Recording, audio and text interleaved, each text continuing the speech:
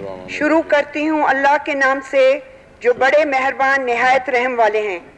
शुरू करता हूँ अल्लाह के नाम से जो बड़ा मेहरबान निहायत रहम वाला है। मैं इस्लामी जमहूरिया पाकिस्तान के दस्तूर इस्लामी जमहूरिया पाकिस्तान के दस्तूर और कानून और असम्बली के कवायद के मुताबिक और हमेशा पाकिस्तान की खुद मुख्तारी सालमियत इस्तेहकाम यकजहती और खुशहाली की खातिर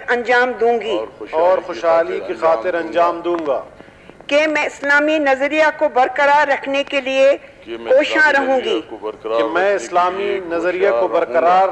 लिए कोशां रहूंगा जो क़याम पाकिस्तान की बुनियाद है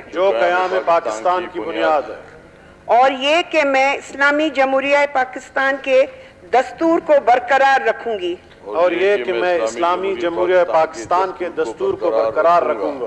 और इसका तहफ़्फ़ुज़ और दफ़ा करूंगी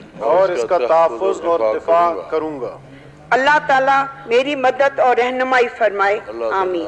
अल्लाह ताला मेरी मदद और रहनुमाई फरमाए। आमीन।